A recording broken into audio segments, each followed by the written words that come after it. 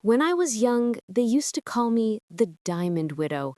I hated that name, but I suppose in a town like ours, people needed stories to keep their afternoons interesting. I wasn't always rich. I was born in a small wooden house at the end of Maple Street, where the roof leaked in the rain and winters bit through the walls. My father was a coal worker, my mother a seamstress. We never had much, but we had something money can't buy: dignity. And yet, from as far back as I can remember, I wanted more. Not because I was greedy, but because I was tired of watching my mother count coins before buying bread. By the time I turned 20, I'd learned two things about the world. First, that charm could open more doors than money ever could.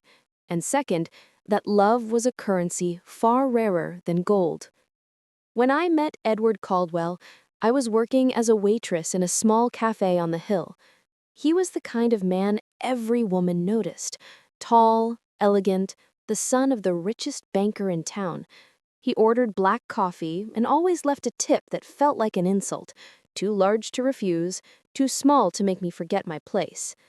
He had a smile like winter sunlight, warm from a distance, but cold when you stood too close. One day he asked, "Do you ever dream, Miss Jessie?" I laughed. Dreams are for people who can afford them. That made him smile differently, softer, almost human. Then maybe you just need someone to buy you one. And that's how it started. A love story that looked like a fairy tale from the outside, but felt like a cage gilded with diamonds.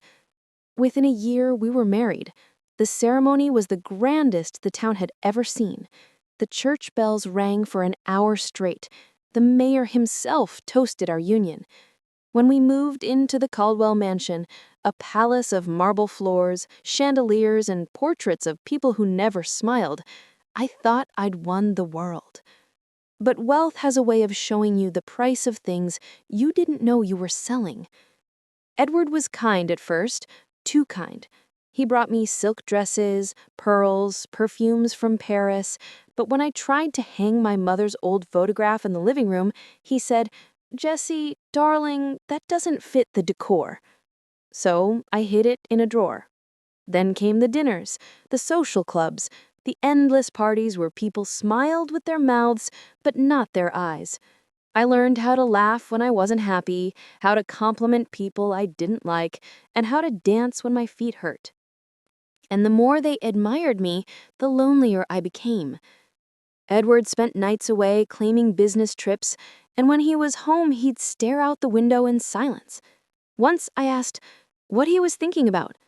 He replied, "How everything I have can disappear in a single mistake." I didn't understand then what he meant, but I would. It was the autumn of our 5th year of marriage when I met Daniel Rivers, a man who would ruin me, save me, and change everything I believed about love. He wasn't rich, he wasn't charming like Edward. He was a carpenter, quiet, with rough hands and eyes that carried the kind of sadness you couldn't fake. He came to the mansion to repair a broken staircase, and somehow he ended up fixing the cracks in my heart instead. The first time he spoke to me, he said, "You look like someone who hasn't laughed in a long time." And I, the richest woman in town, didn't know how to answer. That day, for the first time in years, I smiled, and it wasn't for show. But love, when it comes late and wrong, demands a price. And soon I would learn that no amount of money could protect me from it. It started with small conversations, the kind you almost forget, but not quite. Daniel would come every morning to fix the staircase, and I'd bring him tea, pretending it was just good manners. But it wasn't. I liked the quiet around him, how he didn't try to impress me, how he didn't stare at my jewels or call me Mrs. Caldwell with that fake tone everyone else used. He spoke to me like I was human. He worked with steady hands, humming low tunes, the kind my father used to whistle when he repaired old furniture back home. I found myself lingering in the hallway just to hear that sound again. One morning, I asked, "You're not from around here, are you?" He looked up from his work and smiled. "No, ma'am. I come from the south side. Small town, big river, even bigger debts." I laughed softly. "Then we have something in common, just different kinds of debts." He looked at me, eyes warm. "Yours don't sound like the kind money can pay." Something in me trembled. That evening, Edward returned home early. He smelled of whiskey and smoke. He looked at me the way a banker looks at his ledger, scanning, calculating, judging. "Why are you dressed like that?" he asked. I froze. "Like what?" He gestured at my plain cotton dress, the one I'd worn because it reminded me of my mother. "You're a Caldwell now. Try to look like one." After he left the room, I went to the mirror. The woman staring back at me wore diamonds but looked empty. The sparkle didn't reach her eyes. And for the first time in years, I realized I'd been living in a museum, not a home. The next morning, I walked into the garden while Daniel was repairing the gazebo. The air smelled of rain, and his hands were covered in sawdust. He looked up and said, "You shouldn't be out here. You'll ruin your fancy shoes." I smiled. "They're not fancy if they hurt." He chuckled, a quiet, honest laugh that made me forget where I was. That day, we talked for hours about small things, the kind of bread he liked, the trees he used to climb as a boy, the way he fixed broken things because, as he said, everything deserves a second chance. That line stayed with me. Over the next few weeks, I found excuses to see him. Sometimes I brought lemonade, sometimes a book, sometimes nothing at all. I just sat nearby, listening to the sound of wood being shaped by his hands. He never crossed a line, never said anything improper. But his silence spoke louder than words. And in that silence, I found peace. Then, one afternoon, it happened. A storm rolled over the town, thunder shaking the windows, rain pounding like 1,000 heartbeats. Edward was away on business again, and the mansion felt like a prison of marble and shadows. I went to the garden to check if the roses had been damaged. That's where I found Daniel, soaking wet, trying to cover his tools with a tarp. "Daniel!" I shouted through the rain. "You'll catch your death out here!" He smiled up at me. "You should be inside, Mrs. Caldwell." But I didn't move. I stood there, rain pouring down my face, mixing with tears I didn't know were falling. "Don't call me that. Not tonight." He froze, his hands tightening on the tarp. Then he walked closer, slowly, as if afraid of what would happen next. The thunder cracked above us, and before I could stop myself, I said the words that had been locked inside me for years. "I don't feel alive in that house. I haven't for a long time." He looked at me with such sadness, not pity, but understanding. "Then maybe you're not meant to live there," he said softly. Something broke inside me then. He reached out, hesitated, then brushed a strand of wet hair from my face. His hand lingered for just a moment too long. I closed my eyes, and in that heartbeat of rain and silence, I felt something I hadn't felt in years. Warmth. But the moment passed as quickly as it came. He stepped back, breathing heavily. "I shouldn't have done that," he whispered. I shook my head. "No, you shouldn't have. But I'm glad you did." We said nothing else. The storm ended. The world went quiet again. And from that day on, I knew two things. I was in love with a man I could never have, and my perfect life was about to fall apart. They say secrets are like shadows. They follow you even in the light. For weeks after that storm, Daniel and I barely spoke. We'd nod in passing, exchange polite words, and pretend that night hadn't happened. But silence has its own language.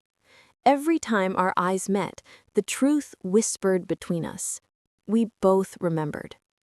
Edward, meanwhile, grew colder. He'd stopped asking about the house, the garden, or me. He lived in the study most nights, his only company being his business papers and his brandy. When he did speak, it was only to criticize. My hair, my friends, my tone, my unladylike habits, as he called them. I began to feel invisible in my own home. Then one afternoon, Mrs. Albright, the housekeeper, came into my room looking nervous. "Ma'am," she said softly, "Mr. Caldwell asked if you've been spending a lot of time in the garden lately." My heart skipped. Why would he ask that? She hesitated. "Because one of the maids saw you talking to the carpenter in the rain?" The world went cold. By evening, Edward confronted me in the study. His tone was calm, too calm. "Jessie," he said, swirling his drink, "is there something I should know about you and that worker?" I met his eyes, forcing steadiness into my voice. "He was fixing the gazebo, that's all." He smiled, a cruel, knowing smile. "You always did have a soft spot for charity cases." My blood boiled. "You think every act of kindness is betrayal?" "No," he said, stepping closer, "just the ones that make my wife blush." He didn't hit me. He didn't need to. His words did the job. That night, I didn't sleep. I stood by the window, staring at the lights of the town below. I realized how trapped I was. In wealth, in image, in fear. Every pearl on my neck felt like a shackle. The next morning, I found Daniel packing his tools. "Are you leaving?" I asked, my voice shaking. He looked at me sadly. "Mr. Caldwell came by early, said the repairs were finished, and he paid me extra to stay away." I felt the ground shift beneath me. "Daniel, He stopped me gently. "Don't. You'll only make it harder." Tears filled my eyes. "I don't care what he thinks. I can't." "You can," he said softly, "because you've lived your whole life caring what people think." That truth cut deeper than anything Edward ever said. I watched him walk down the driveway, his figure growing smaller until it disappeared behind the trees. With him went the only warmth I'd felt in years. Days turned into weeks. The house grew quieter, colder. Edward started locking his office at night, whispers of accounts and loans spreading through the staff. I pretended not to notice, though deep down I knew something was wrong. Then came the letter. A small folded piece of paper slipped under my door. No name. Just one sentence in Daniel's handwriting. "If love made you poor, would you still choose it?" I clutched that note to my chest, tears falling freely for the first time. And in that moment, I made a decision that would change everything. I didn't care about the jewels, the estate, or the name Caldwell. I just wanted freedom. The next morning, before sunrise, I packed a small suitcase, just a few clothes, some money, and that note. I left my wedding ring on the dresser. The car keys jingled softly as I slipped out of the mansion. For the first time in years, the air outside felt real. I didn't know where Daniel was. I didn't even know if he'd still want me. But I knew one thing. I couldn't go back. The morning I left that mansion, I didn't look back. I didn't want to see the windows I used to clean, the garden I once tended, or the marble steps that echoed my loneliness. The wind on my face felt cold but freeing. For the first time in years, I wasn't Mrs. Caldwell. I was just Jessie. I drove until the town disappeared behind me, until the paved roads turned to gravel. I stopped in a small village by the river, a quiet place where no one knew my name. I rented a tiny room above a bakery, where the air always smelled of cinnamon and rain. The first night I cried myself to sleep, not for Edward, not even for Daniel, but for the woman I used to be, the one who believed happiness could be bought in gold. For weeks, I lived like a shadow. I helped the baker knead dough in the mornings, washed dishes at the inn in the evenings. My hands, once soft and jeweled, grew rough with work, but oddly enough, I felt alive. Then one afternoon, as I was walking near the river, I saw him, Daniel. He looked different, older, quieter. His clothes were worn, and his hands were calloused. But his eyes, those kind eyes, were the same. When he saw me, he froze. "Jessie?"